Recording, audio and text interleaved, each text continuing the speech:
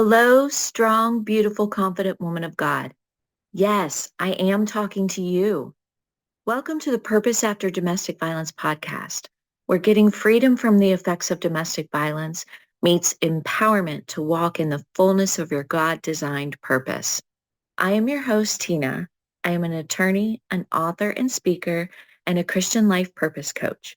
I will be your guide here, helping you on your journey from overcoming victimhood and just simply surviving to stepping into the victorious life God has waiting just for you. As we travel this road together, Purpose After Domestic Violence is not just a podcast. It's a sacred space where the shackles of domestic violence are broken and empowerment takes root, grows, and flourishes. Here, we are not just surviving, we're thriving in the fullness of our God-designed purpose. I have personally walked the path from victimhood to victory, and I'm here to guide you through it. Picture me as your big sister, holding your hand, sharing wisdom and revelation, and helping you navigate the twists and turns of this path towards healing, freedom, and empowerment. Whether you're on the path to victory or seeking a guiding light in the storm, Purpose After Domestic Violence is here for you. Together, we'll illuminate the path forward to a life filled with purpose. Welcome, my sweet sister, to the Purpose After Domestic Violence podcast.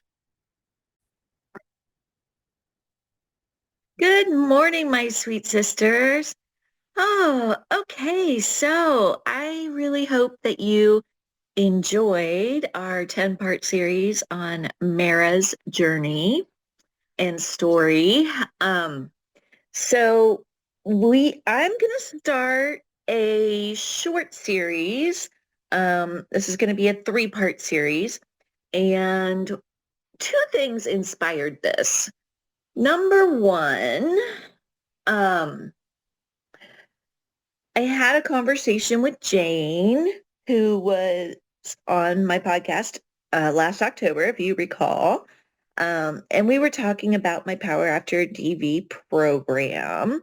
And we kind of determined that there's kind of a timeline that women who experience domestic violence go through, right? So the first stage is being in the relationship and um, making a determination whether or not to leave, right? So then the second phase is actually leaving the relationship, whether that's, if you're not married, whether that's just leaving, or if you are married, contemplating divorce and a custody battle and all that. And then the third phase is you have left the relationship. If you're married, you have filed for divorce and you're going through your legal battle. Okay. So then the next phase is your legal battle is over and now you're stuck in survivor mode, right? And then that phase, right? The legal battle is over. You're stuck in survivor mode is where Power After DV comes in. Okay. All right. But for this 3-part series, I want to back up a step and talk about the transition from leaving the abusive relationship to pursuing a court matter. Okay. So I want to talk about that phase. And or maybe you don't know, I am an attorney, right? And so my other business is Purpose Law Firm. I practice estate planning and family law. So divorces, paternity, custody, child support. I do some adoptions and guardianships too. But that is family law. Okay. And I have a lot of family law clients, and I do represent primarily women who are experiencing domestic violence. Okay. So that was the first inspiration. Okay. My conversation with Jane. The second inspiration is feel like the Lord had me do a little project this weekend, this past weekend, and I've like updated my retainer agreement and raised my prices and created quite a few forms for prospective clients to fill out for our first meeting. So I actually want to go through these forms with you because if you are experiencing domestic violence and you're facing a court battle for divorce or custody, these are some things that you're going to want to look for in an attorney and some things that you're going to want to think about as you're looking to hire an attorney. Okay, now, again, I am an attorney, but let me run a couple of disclaimers. I am not your attorney.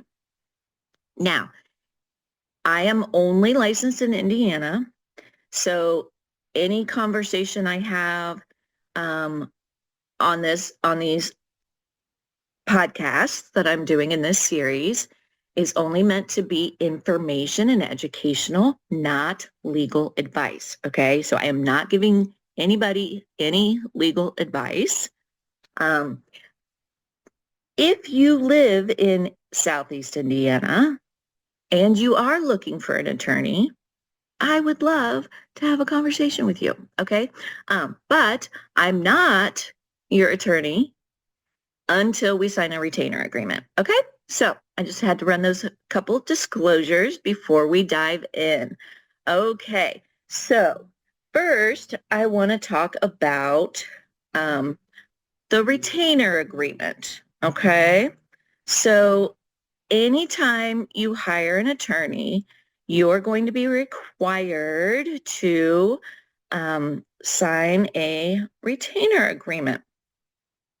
Okay, so mine is called fee agreement and engagement letter, okay?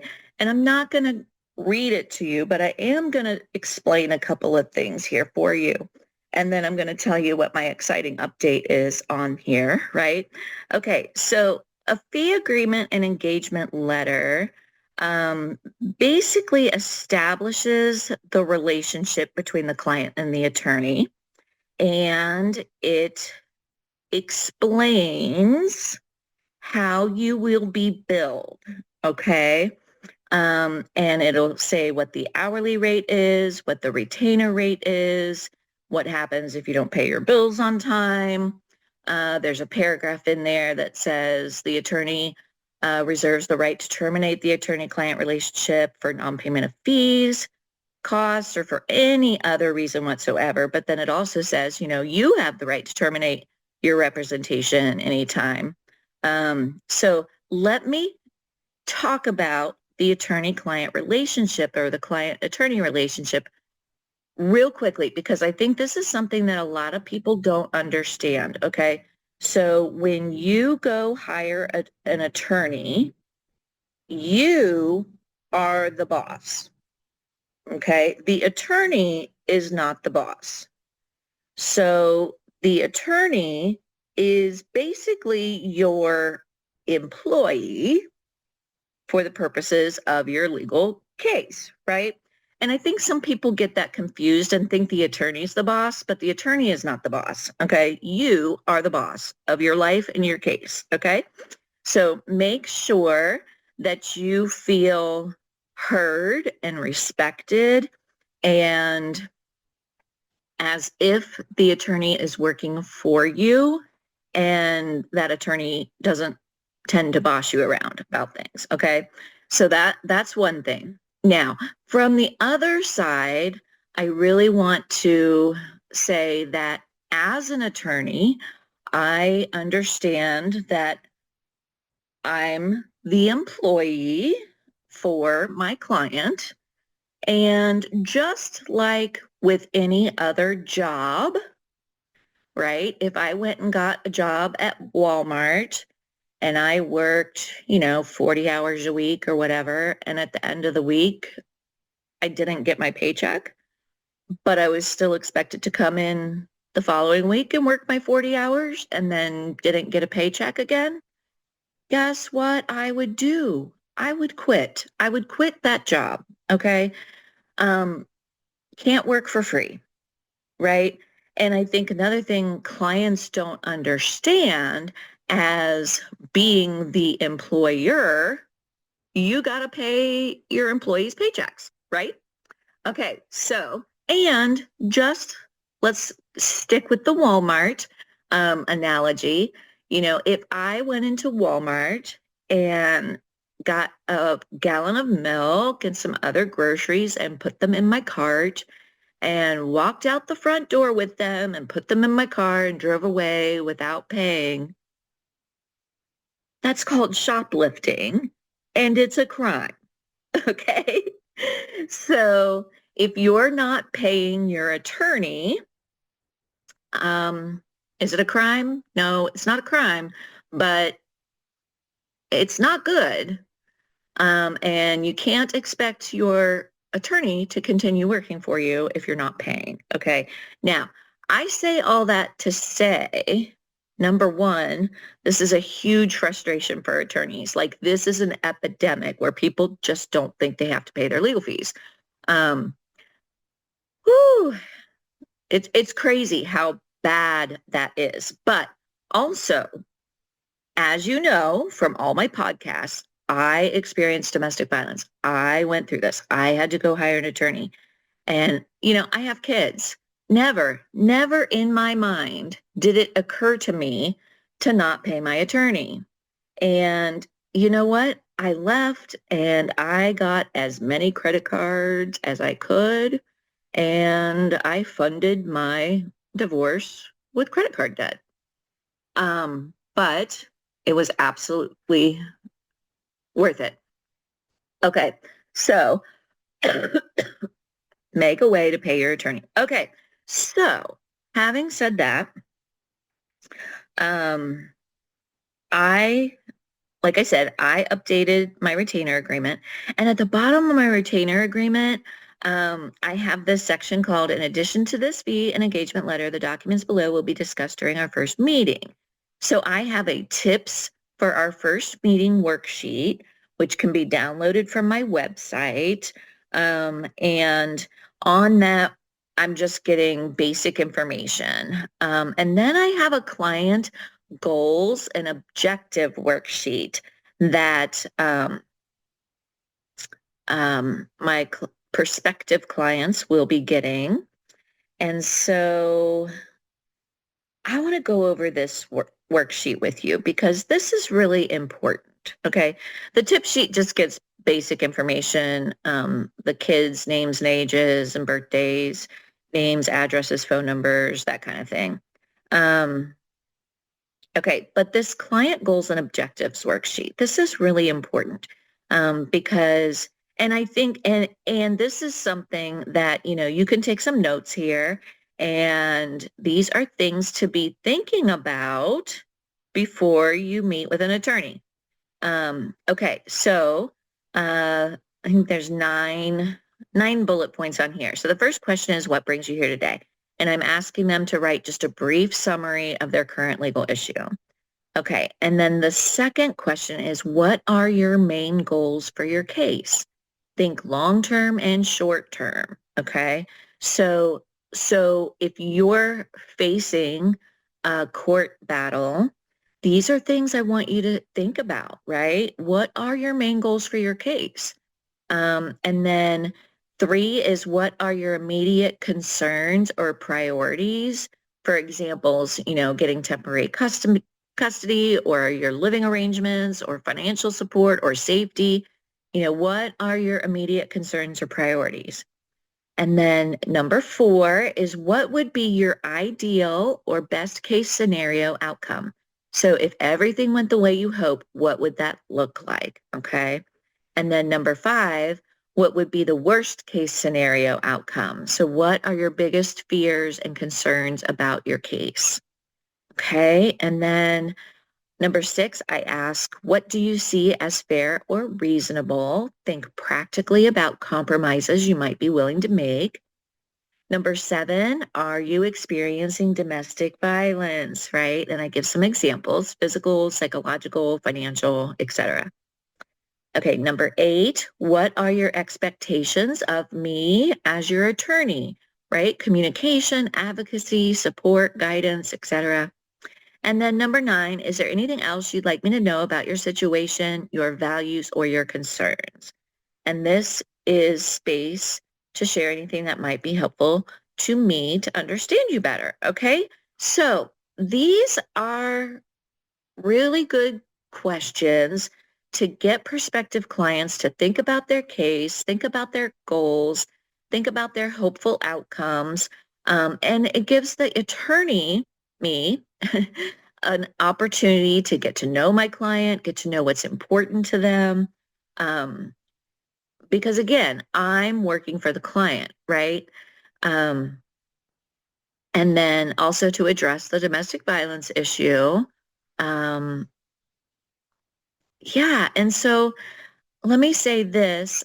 I have come to find, and again, I'm just in Southeast Indiana. I'm not speaking for the whole country, but I have found that the vast majority of attorneys don't understand the dynamics of domestic violence, nor do they care to learn about it. Okay. So if you are in this situation, you want to be asking the attorney if they're familiar with the dynamics of domestic violence and, if they plan on advocating for you as far as this issue is concerned. Okay. Um, Now, most attorneys don't have this client goals and objectives worksheet. And, I'm coming up on my 5-year anniversary of being practicing an attorney. So this is why I'm kind of revamping everything. So I haven't had this up until this point either. Now, these are things that I do discuss with clients. I just haven't had it in a formal worksheet for them to fill out ahead of time. Okay. Um, so yeah, it's really, really important that if you are experiencing domestic violence, that you are hiring an attorney that not only understands the dynamics of domestic violence, but is really willing to go to bat for you. Okay. Now, another reason why I wanted to do this series is because you guys, the legal system is broken, broken, broken, broken. And I think I might have mentioned this in one of my other podcasts. I really felt I got a download from the Lord that, the only way to ultimately fix the legal system is to fix the women who are in domestic violence situations and help them learn to get freedom from the effects of domestic violence and change their mindset about their identity. We are daughters of the King. We are royalty. So when we walk into a courtroom from a position of royalty instead of a victimhood mentality, like people are going to take notice and things will change. Yeah. Okay. All right. So a couple of the other things I have is I have so I had the client goals and objective worksheet, but I also did an attorney goals and expectations worksheet. Okay. And then I have an alternative fee arrangement worksheet. So, some cases, like if it's an uncontested divorce, it could be a flat fee, which would save you a whole lot of money. I do pre and post-nuptial agreements as well. Um, and again, anything that's going to be uncontested, I do have a flat fee option. And then also, I do have an option to pay the retainer on a monthly payment plan. So right now, my retainer is $5,000. So if they pay me $1,000 every month for 5 months, that is good. So I do have that option. And then the next worksheet I did is the last worksheet is the Power After DV Commitment worksheet. Okay. So I really wanted to start because I have not been good about this in the past. I have not been good about telling my family law clients about my book and workbook and the coaching program. So I wanted something that would introduce that at our initial meeting.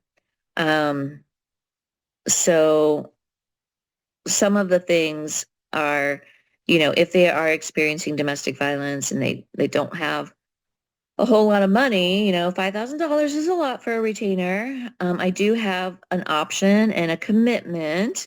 Like, so if they agree to the things on this commitment thing, then I give them 50% off. I have 50% off my retainer and 50% off my hourly rate. Because I found that I do this for people anyway. I, even take on some pro bono cases, but I have enough pro bono cases right now. So, um, yeah, so those were the forms I created, and I'm so excited because it's really, really, really gonna help. Um, because my thing is, like I said earlier with the Power After DV, that's really, really comes into play once you're out of the relationship and even after your legal battle is over. However, I think my book is entirely appropriate for women who are going through um, the legal battle.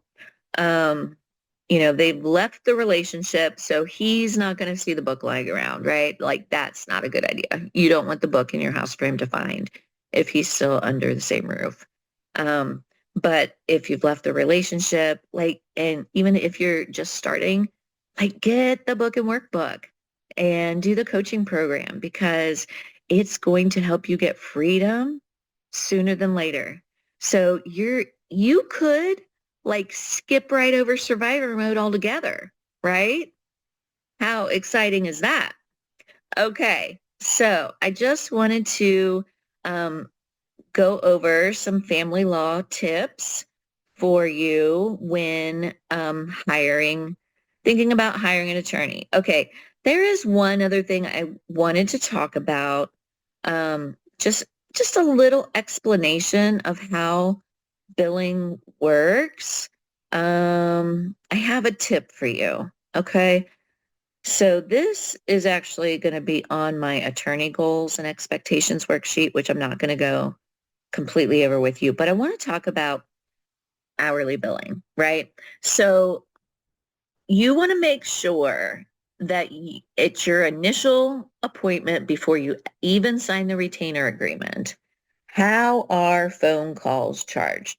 I've had a couple, maybe 2 or 3 clients over the course of my career that are shocked when they get billed for a phone call. Um, and I mean, I don't understand why, because number one, it says in my retainer agreements, you will be billed for phone calls. But honestly, that's where the majority of the magic happens, right? On a phone call. So if I'm taking time away from all my other cases to talk to a client on the phone, like, why would you think that should be free? I don't know. Okay, but do know that you will be billed for phone calls. And I'm using this as an example because it's a hot topic issue. Okay, so find out and ask how phone calls are billed. Okay, so typically, um, a phone call will be billed in 15-minute increments. Okay, so a quarter of an hour. Okay, so here's an example. And now my hourly rate is $300 an hour. So a 5-minute phone call and a 15-minute phone call will both be billed at a quarter hour. So at an hourly rate of $300, 3 5-minute phone calls over the period of 3 days is going to cost you $225. Okay. But one 15-minute phone call on one day discussing the 3 topics from the first example will only cost $75. Okay? You guys, there are ways to save money. Okay? So if you have a lot of different issues going on, like throughout the week, like write them down in a notebook. I want to ask my attorney this. I want to ask my attorney this. And then at the end of the week, make a phone call and talk about all 3 things. And honestly, watch the clock. You know, hang up at 14 minutes or 15 minutes, make sure you're done. Pace yourself. I have a whole lot of clients that just want to talk and talk and talk and talk and talk. And before I know it, we've talked an hour and then they get upset because they were charged $300 for that. Well, you know, your attorney, don't treat your attorney as if they're your counselor or your best friend. Okay. And this is why it's so important that if you are experiencing domestic violence and going through this, you want to reach out to your local domestic violence agency because they have support groups, they have advocates. Like that person is the person that you can call and um, dump all your woes on. Okay. So you don't want to be charged $300 an hour to do that. So any communication with your attorney should be strategic. Okay.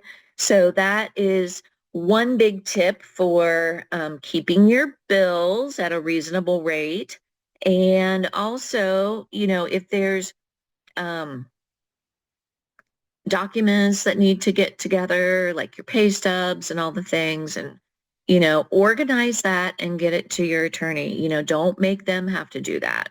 Another thing is my clients, like when we're getting ready to court, they'll like screenshot a text message to me and then text them all to me. So my text messages will have like 50 screenshots of um, text messages from their phones, which if they would put it on their computer and put it all in a folder and organize them and label them, like that would save them so much money. Because if I have to go into my phone, click on each screenshot individually, email it to myself, and then go check my email and then go download all those from my email to put it in a folder on my computer in their file, like I've just wasted a whole lot of time and I'm billing for it. So the more legwork you can do and the easier you can make it on your attorney to get the information, like the less you'll have to pay. So those are some tips and strategies to keep your bills down. Um, Yeah, so I really hope this was helpful. I think the big takeaways are make sure that you understand your attorney's retainer agreement and how you're going to be billed and what you can do to streamline the process so your bills don't get too astronomical, right? Um, and then the biggest takeaway is if you're experiencing domestic violence, you want to know that you are hiring an attorney who understands the dynamics of domestic violence and is ready, willing, and able to go to bat for you in the courtroom. Okay? All right. I hope that was helpful. Um, so next week, I'm going to talk about mediation and my Pursue with Purpose program. Okay, and then the following week, I'm going to talk about estate planning because and this series is all about, how does domestic violence impact these different things, okay? So definitely still talking about domestic violence, but I wanted to give you some golden nuggets from my position as an attorney, okay? So, hope that was helpful. Join me next week. We're going to talk about mediation and pursue with purpose, and it's so exciting. You're going to love it. And that will be something that you can take advantage of. And then the following week, I'm going to be talking about estate planning and things you need to keep in mind um, if you're going through a divorce. Okay. All right. Wonderful. Have a blessed week. And I just pray that if you are searching for an attorney, that God will lead you to the perfect attorney for you. Okay? All right. I love you. Be blessed. Thank you so much for joining me on my Purpose After Domestic Violence podcast. I hope today's conversation resonated with you. And if you think it could encourage someone you know, please share it. Together, we can spread the light of healing and purpose. I would so appreciate it if you would like, subscribe, and leave me a review. These small actions would bless me indeed and help other women find this podcast and be encouraged too. Remember, you are not alone. Your strength is undeniable, and your journey is worth celebrating. If you have questions, thoughts, or topics you'd like me to explore in the future, please reach out on social media, or you can visit my website at purposeafterdv.com. Before we part ways, always remember, you are a strong, beautiful, confident woman of God, and your purpose is shining brightly within you. Until next time, stay strong, stay inspired, and keep moving forward on your journey to a life filled with purpose.